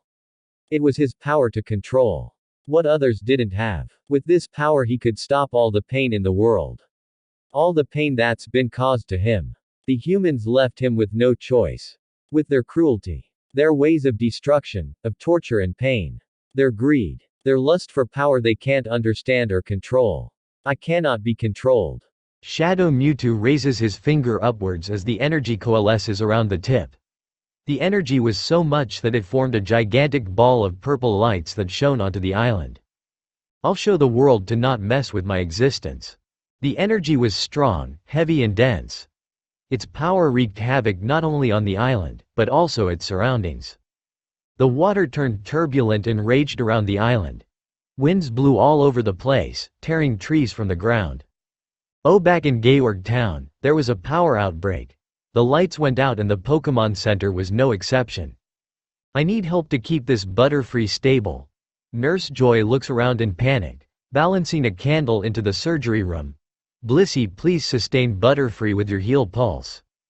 Blissey generates a pink sphere of energy that it uses to stabilize the Butterfree. That'll work for a bit. Nurse Joy runs to the basement of the Pokémon Center and tries to pry open the doors to the generator room. I can't open them. Outside the Pokémon Center, people panicked at the dreadful feeling washing over them. Professor Willow, help. Robbie turns to the fallen woman who was apparently running away from something. Hiromi, what's going on? It's horrible, Professor. Hiromi, an old woman, cries against the man. I'm feeling a powerful pressure coming from the ocean. It's causing me so much pain. Robbie then remembered that Hiromi is a sensitive to the paranormal, or so she claimed. Relax and try to calm down. The man tried to convey a sense of calm, something he himself didn't have. Even less after witnessing the sky lighting up in a dark purple tint. Ash, please stop that, Mewtwo. The professor looks towards the light and somehow knows that Ash is there. Omatori gazes upon the light that permeates the sky and knows that the battle against Mewtwo must be at its climax. For Mewtwo to release so much psychic energy, enough to affect its surroundings kilometers away. What a monster. Matori closes her eyes and turns away. Whatever the end result, Team Rocket would be over from now on. She really hoped that in that finale, she would still be alive. Oh, count on me. Ash felt scared, for the first time in a long time. He's battled many powerful adversaries, among them legends like Shadow Mewtwo. None of them scared Ash as much as Shadow Mewtwo did right now. A still growing ball of psychic energy loomed over them in the sky, beyond the clouds. Truly, the only thing Ash could see of Shadow Mewtwo was the ball of energy and the glow of the Shadow Synergy Stone. Still, he didn't live so long by submitting to his own fears. He surpassed them, no more like he placed them aside. I'm scared, but I know that if I don't do anything, who else will? Sandaconda cowered behind Ash's body. Taking pity on the Pokémon, Ash decides to recall him. Thanks, Sandaconda, it's better if you're inside your Pokéball. Mew by her side merely stared upside, her conscious thoughts going towards Ash and how she failed him. She always protected him from the worst of his journeys. She witnessed many of Ash's encounters with her fellow legends. Ash, though, always handled things in a surprising way that always left him unharmed, or close to that. She closes her eyes at the thought of Ash dying on her watch when he first met this very same Mewtwo on New Island. She watched every second of the moment Ash died in her mind, and came with the conclusion that she not only failed, but also the Mew from the tree had to pick up her slack.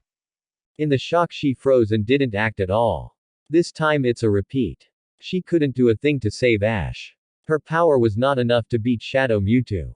The moment that Ash really needed her, she failed. The pressure due to the psychic energy simply trounced every attempt she made so far to teleport out of the island with Ash in tow. Shadow Mewtwo overpowered her in all ways possible, and now he was going to destroy them with a single technique, all the while being consumed by the Shadow Synergy Stone. It was sad, truly. I wonder if I had joined Ash earlier on his journey, would things be different? It was a thought that plagued Mew's mind since that day in New Island. Now it came back to the forefront of her mind. I'm sorry, Ash. Ash glances to the side, a bitter smile on his face. No, I'm sorry, Mew. I brought Shadow Mewtwo here, looking for a way to stop him, if I had. Don't finish that. Mew shakes her as she floats towards Ash. It's my duty to protect you. I can't even do that. I'm sorry, Ash. She rests on Ash's head and hugs him. I know that, but I don't blame you. Ash picks up Mew and holds her in front of him. But I think that, if we go down, I'd rather do it fighting alongside you. Ash, I'm scared by these situations with legends and dangerous people, not for me, but for my friends and Pokémon. Ash's eyes take on a steel shine that shows pure determination. For that reason I set aside my fears and walks forward. Will you walk forward with me, Mew? Mew is floored by this declaration. He wants to fight alongside me. It was a cheering thought because her ward has always been like this, to be the very best, like no one ever was. Ash watches as Mew floats to stand by him. Mew? I'll fight, Ash. Mew looks towards the sky with determination resembling the one shown by this trainer. If you're not giving up, then I won't. Ash smirks and was about to reply when a pink glow shone from his pocket. Both Ash and Mew look in surprise at this, not knowing what it was. Shining star. Ash rummages through his pockets and brings out shards of the emerald that brought him to the island. But that's not what shining. He also took from his pocket a pink rhombus crystal that Ash held reverently. It can't be. Ash looks at the crystal in shock. Mew, though, looked at the crystal as if remembering something. My Z crystal. This is your Z crystal. Ash turns to look at Mew. It was inside the emerald. I thought it was lost. Mew looks at it before turning to Ash. It's our chance, Ash. Ash looks at Mew for a few seconds and nods in agreement. We battle with our full power, he exclaims as he places the Z crystal on his Z ring. Both turn to look at Shadow Mewtwo, whose gigantic ball of destruction looked finished. Let's do this, Mew. We'll stop Shadow Mewtwo or we'll die trying. Ash crosses his arms in front of him and lets his Z power show him the way. He thought of Mew, the Pokémon in front of him, and strikes the next series of poses until he has to do the type-specific ones.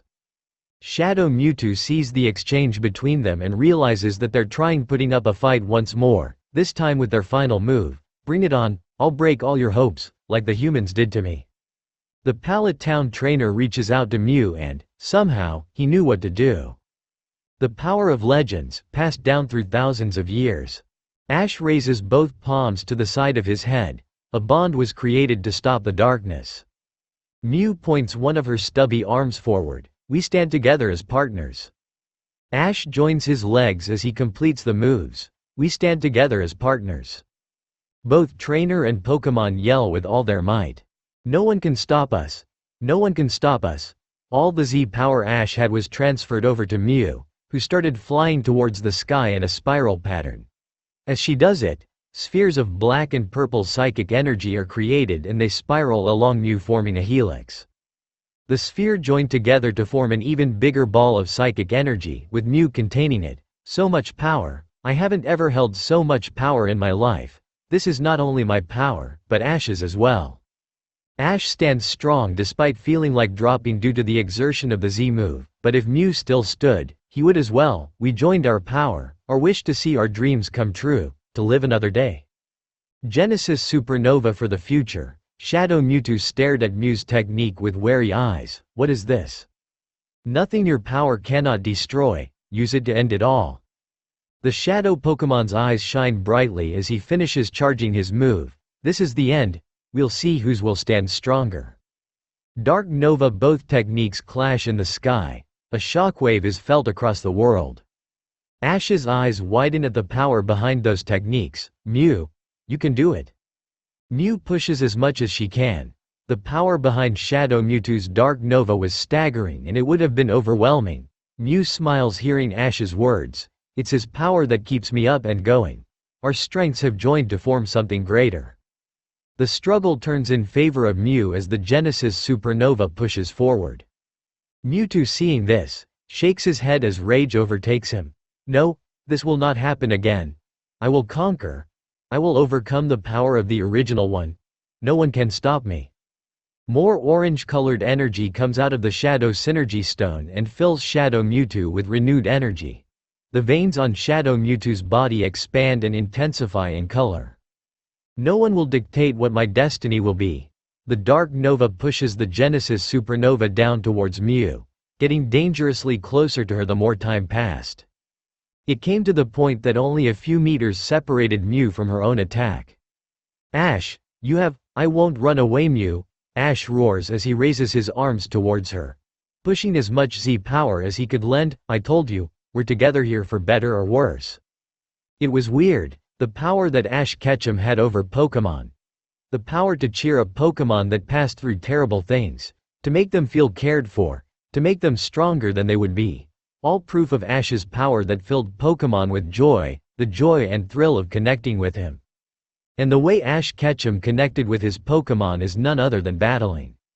It was not a psychic power or something related to his latent aura, but something much simpler. Ash Ketchum is a light that even the darkest shadows can't stand.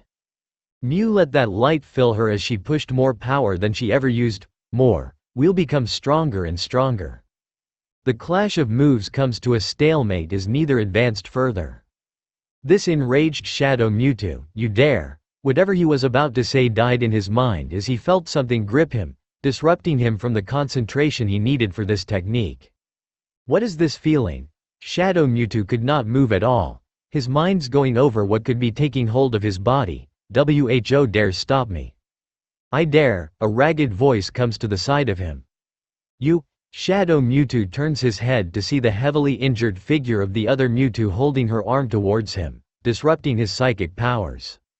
Yes, me, Mewtwo smirks as she keeps pounding Shadow Mewtwo's mind with psychic waves. I won't let you destroy that boy.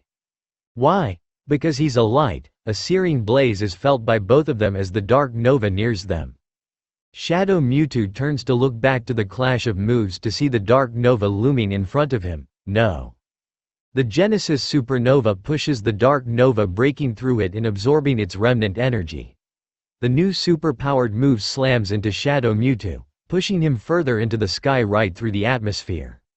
Shadow Mewtwo screams in pain. A pain not coming from being hit by the powerful move, but due to the damage the Shadow Synergy Stone was receiving. It hurts. Make it stop. This isn't the end. The technique pushed Shadow Mewtwo out of Earth, slamming him right into the moon with an unheard blast. It kept going, tearing at the stone with all the combined psychic power of Mew and Mewtwo. The glowing orange crystal pulsed violently continuously until it stopped shining. The stone turned to dust and slowly left Mewtwo's body, returning him to his original form. The orange veins receded, though they left a horrible black burn. Mewtwo opens his eyes on his own volition for the first time in what felt like so long. This is the Earth from outer space. It's beautiful. Indeed, from his resting point in space, Mewtwo could see the planet on its entirety. I'm sorry, he used his last remnants of energy to project his voice to the ones on Faraway Island. I gave in to my rage, and the stone took advantage of my weakened state of mind. I can't forgive myself for what I almost did. Mewtwo looks up and sees Mew floating in a ball of pink energy in front of him. It's too late, isn't it? Mewtwo closes his eyes in sadness. Earth is so beautiful, and yet, I almost destroyed it in my frenzy. It was the stone, it was me. Mewtwo shakes his head painfully. The stone fueled my emotions, my rage, my hate. It spoke sweat words to me. Mewtwo, that stone, it consumed me. Mewtwo's body starts cracking, so he decides to give his final message. I felt you back then, in New Island. I felt you in Mount Cana. You've been following him. He's a light. He helped you overcome that damnable stone. Ash is a light. Mew tears up, seeing Mewtwo turning to dust as well. I'm sorry for doing this. No, I'm happy that, while this happens, I'm myself. Mewtwo smiles as his body completely disintegrates into dust, forever floating in space. Oh, go your own way. Ash run towards the place that Mewtwo landed in. He saw as the female Mewtwo collapsed from the sky, most likely due to the exertion of holding Shadow Mewtwo back. He approaches the shore and throws Giovanni's bag inland as he dives into the water. A few moments later he emerged from the sea with Mewtwo's body. Hang in there. Not long after the Genesis supernova disappeared into space, Mew teleported away and Ash had the feeling that he wouldn't be seeing the elusive Pokémon in some time. Soon, he saw Mewtwo falling and the rest is history. He places the genetic Pokémon on the sand and goes towards Giovanni's bag to see if there's anything of use in there. There wasn't. I'll be fine, Ash. Ketchum. Ash turns to Mewtwo and sighs in relief at seeing her sit up. You're fine? As fine as I'll be after that battle. Mewtwo turns to look at Ash and tilts her head forward. You did well. Ash shakes his head at that. I don't think we won. Mewtwo knows what Ash is pointing at. The chances are that thing was eating Mewtwo alive. Ash rubs his eyes to clan his tears away. It's so unfair. Even after everything, you cry for a felled enemy. Mewtwo smiles at that. You're truly a light, Ash. Ketchum. It was not long before Mew teleported by Ash's side. This surprised the Pallet Town trainer. Mew? I thought. This is my home, Ash. Mew looks up to him and comes to rest on his arms. Of course I've returned. What happened to? Ash looks down to Mew, question clear in his eyes. Mew shakes her head in negative and Ash sighs in sadness. I see. I'm sorry, no, it's just, Mewtwo lived peacefully in his island, and that it had to end like this. Ash thought he wouldn't cry again, but the tears falling down his face didn't agree with him. You have a big heart, Ash, never let anyone say otherwise. A content silence followed, where Ash, Mew and Mewtwo looked to the starry sky. What happens now? Ash looks down to Mew. I guess I need a ride to Alola. I'll take you there, Ash. Mew smiles at him. It'll be easy for me. Ash nods at that. What about you? Mew looks solemn at that. Even saddened. If Ash could guess, I will return here and protect you from the shadows. It's my job, along the duties that Mew have around the world. Ash looked like he wanted to say something, but stopped realizing something. You have responsibilities, I get it. I thought that maybe you will go with him. Both Ash and Mew turned to look at Mewtwo, who rose to a standing position. What? Mewtwo smiles at the duo. Mew, you clearly want to join Ash in his journey. You should go. Mew seemed happy at the prospect, but then she shakes her head. No, I have responsibilities given to me by Arceus. I can't slack off. Then I'll do them for you. Mewtwo replies easily with a shrug. I'll take your place. After all, what are a few decades for us? Ash looked surprised at where the subject was going. Mew though looked ready to burst in tears. You would do that for me? Of course. Mew looked a bit at Mewtwo, before turning to look at Ash. Ash, will you have me as your Pokémon? I'd love to. That makes me so happy. Ash grins at the psychic-type Pokémon. But I don't have any Pokéball here. I'll get one for you, I promise. No need. Mew cries as she zooms towards Giovanni's bag. She rummages through there and pulls out a purple and white Pokéball. I like this one better than the red ones. Ash sweat drops at seeing Mew holding the Master Ball that was supposed to capture her. He looks at the ball in his hand, before smiling and throwing it at Mew, who was sucked inside and captured instantly. The Pallet Town trainer walks to the Master Ball and picks it up. I caught a Mew, he says softly, a smile on his face, as he brings out Mew once again. That was more comfortable than my rock in this island. Mew blurts out as she lands on Ash's head. But, I'm happy that now I can be with Ash. Mewtwo looks at the duo with a smile before turning around. I'll leave you two for now. I have to report to Arceus not only what happened, but to formalize our arrangement. Mewtwo, thanks for everything. Ash bows gratefully to the Pokémon. Silently, Mewtwo nods at him and flies towards the horizon, with Ash and Mew watching with a smile on their faces. Good morning, Blue Daisy. Roll credits. Mewtwo flies through the sky, reflecting about what happened here. This event will shake up the world. The consequences are infinite. She shakes her head as she passes by a few Wingull. I must be close to Hoenn. Oh, Nurse Joy managed to get the backup engine working. She smiles and quickly runs towards the surgery theater. How is our patient doing, Blissey? Bliss. Free. It seems that while she was away, Blissey managed to not only stabilize Butterfree, but also she managed to heal her. How she did it? It was unknown, just like many mysteries that surrounded the Pokémon as species. Oh, Professor Willow looked at the screen with a smile, and then the light completely disappeared from the sky and everything turned back to normal. Ah, so you experienced a part of a real Ketchum adventure. That's right, Professor Oak. Robbie smiles at his mentor. It really felt life-threatening like you said. Not an experience I wish on anyone, but this will lead you towards new adventures for yourself. I'm going to focus on a new subject that popped up recently and I didn't give it enough thought because it was a legend. Robbie tells the professor, there's a mythical Pokémon called Melmetal that existed thousands of years ago.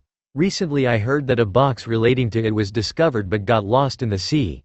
I'm going to unveil the mysteries of Pokémon in legends and myths. I wish you good luck, my boy. I spent years of my life looking for legends and myths, only for Ash to meet Year Weekly. Professor Oak laughs at the thought. I bet if you stayed by his side all your research would be done by itself. Omatori Matrix sits on a bar in Gayorg Town, drinking whatever the bartender gave her. It was a sad sight, but after the total destruction of Team Rocket, she felt aimless. What are you going to do, Matori? Matori looks to the side, looking on in shock at the figure looking at her. She knew it well because she had read everything related to Team Rocket, including their past leaders. Madam Boss, Matori stands straighter at her presence. I didn't know that you were still alive. Madam Boss, or better known as Hiromi Suru, looked old like Agatha, but her eyes conveyed what her thoughts on age were. Reports of my death are greatly exaggerated. The woman shakes her head and sits by the woman.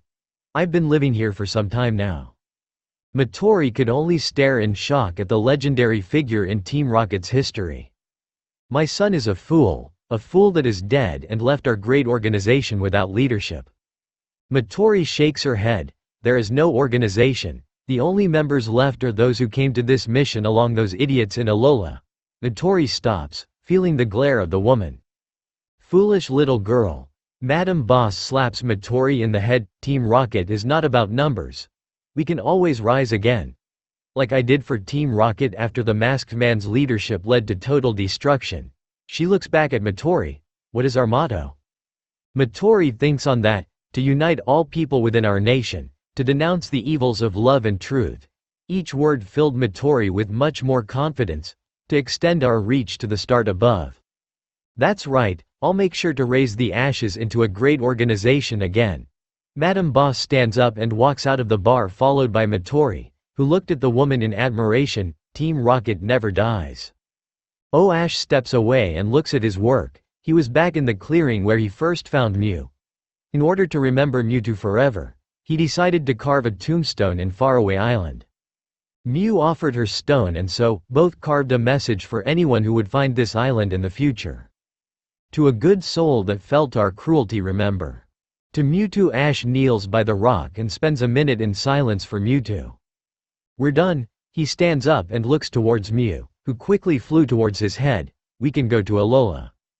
Where to? Ash smiles in thought. To Professor Kukui's home. Mew nods and both vanish from Faraway Island. To Ash it felt like an instant, and it was, as he practically crossed 10.000 kilometers in 1 second. Ash looks around and sees that the house is empty. I wonder where everyone is. He walks out of the house and sees that people were running around the routes, as if looking for someone. Pikachu. Ash's heart stops at hearing that. He turns to see a yellow figure in the distance looking at him. Pikachu. Pikachu. Pikachu runs towards Ash and jumps on his arms happily. Pika. I missed you too, buddy. Ash holds Pikachu tightly. Mew smiles at this and looks in the distance to see many people walking over to Ash. Clearly they've been looking for him. Ash, boy, you're alright. You had us worried. Where were you? Rock. Soon a Lycanroc tackles Ash to the ground, followed by a Rowlet, a Torracat and a Meltan. Mew truly was surprised by the Pokémon Ash had. Ash meanwhile lays in the ground with one thought. It's good to be back.